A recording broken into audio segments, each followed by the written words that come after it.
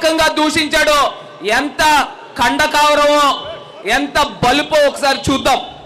ఆయన ఏ రకంగా ఆ వాలంటీర్ని లైఫ్ థ్రెట్ చేశాడు, అతని పైన కేసులు కట్టాల.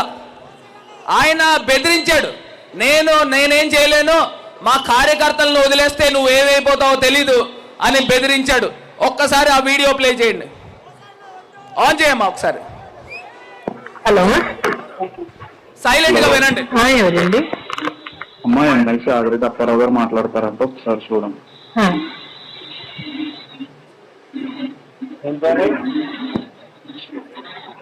అమ్మా ఈశ్వరి, సార్ నమస్తే అండి, చెప్పండి సార్. నేను మీ వాలంటీర్లు అందరూ ఇంకా మా మైండ్ సెట్ మారలేనట్టు ఉంటాయా? ఏంటి సార్? ఏది మీరు ఏంటి ఈ వైఎస్ఆర్ కి ఫేవర్ గా చేసేస్తా సిద్ధపడిపోతున్నారని పెద్ద అలజడి. సార్ అలా ఎందుకు చేస్తాం సార్? మా వర్క్ ఏంటో అది చేస్తాం కానీ అలా ఎందుకు చేస్తాం సార్? మీరు ఒకటి చెప్తాను చూడండి, మీరు కానీ వైఎస్ఆర్ కి ఓటు అయ్యపోతే మీ బెనిఫిట్లు పోతాయని ఎవరు నోరు పెదిపినా అందరికీ చెప్తున్నాను నేను, ఓడిపోదేం లేదు. మారుతుంది, మారిన తర్వాత అలాంటి వాళ్ళు అందరినీ పట్టుబట్టేస్తాను, ఊరుకోను. నాకు కసి వేరు. మీరు అన్బయాసులుగా చెయ్యండి, తప్పులేదు, మీ పని మీరు. నేను ఎలాగా ఎలక్షన్లకు వేయరు, అయితే ఊరుకోము. తర్వాత ఈ లోకానికి కానీ మీరు ఏదో మాకు వ్యతిరేకంగా చేశారు అని అంటే గుర్తించుకుంటాను. మా కార్యకర్తలు నేను కంట్రోల్ చేయలేను, ఆ పరిస్థితి తెచ్చుకోకుండా.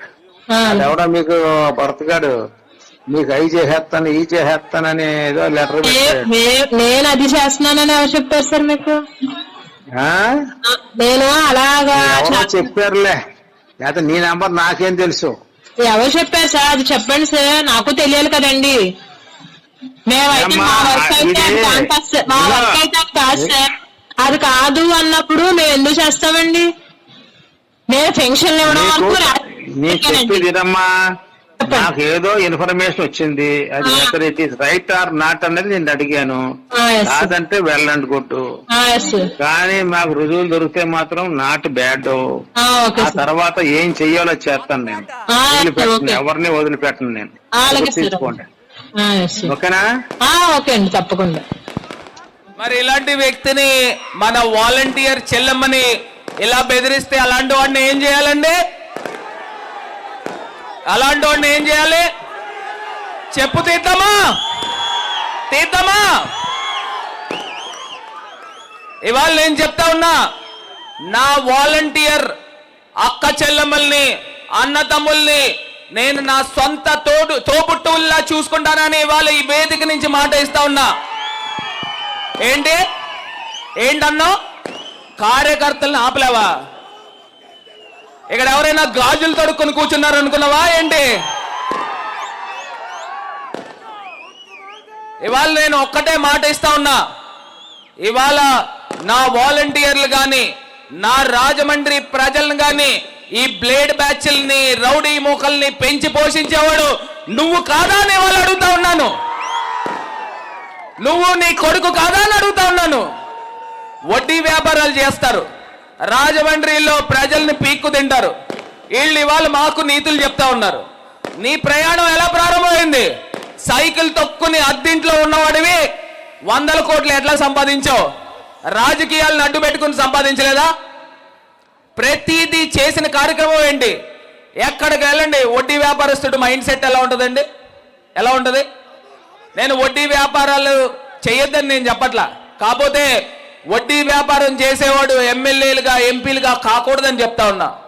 నీకు 10 లక్షలు ఇచ్చాడు అనుకోండి అప్పు, వడ్డీ వ్యాపారస్తుడు రోజు పొద్దున్నే దేవుడికి దండం పెట్టుకుంటాడు. ఏమని? వడ్డీ రావాలని కాదు, వడ్డీ కట్టకూడదని. వడ్డీ కట్టకూడదు, ఎందుకంటే మీ ఆస్తి ఒక 10 లక్షలు అప్పిస్తే 50 లక్షల రూపాయల ఆస్తిని తనఖా పెట్టుకుంటాడు. ఇవాళ ఊర్లో ఎక్కడికి వెళ్ళండి, ఆయనకి ప్రతి పేటలోనూ ఒక 100 గజాలు 150 గజాలు స్థలాలు ఉంటానే ఉన్నాయి. అవి ఎక్కడి నుంచి వచ్చినాయి? ఇలాగ మొత్తం అన్నీ కూడా వడ్డీ వ్యాపారాలు చేసి సంపాదించినోడు.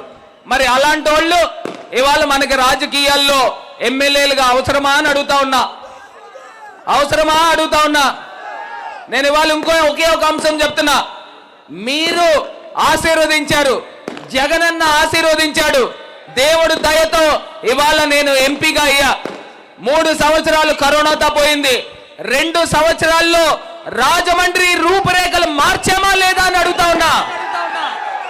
మార్చామా లేదా అని అడుగుతా ఉన్నా. మరి వీళ్ళ కుటుంబం నుంచి ఒక ఎమ్మెల్యే, ఒక మేయర్ అయ్యారు. మనం ఇచ్చిన ఎమ్మెల్సీ జగనన్న రెక్కల కష్టంతో ఆయన పార్టీ పెట్టుకుని మొట్టమొదటి ఎమ్మెల్సీ వస్తే ఆ ఎమ్మెల్సీని చంద్రబాబు నాయుడు దగ్గర తాకట్టు పెట్టి అక్కడ పార్టీలోకి దూకేశాడు. 16 సంవత్సరాలు పదవుల్లో ఉన్నారు. రాజమండ్రికి ఒక్కటంటే ఒకటి ఏదైనా పని చేశాడా అని అడుగుతా ఉన్నా. చేస్తే ఇలా చెప్పండి, లేకపోతే ఇలా చెప్పండి. చేయలే. మరి అలాంటి వ్యక్తి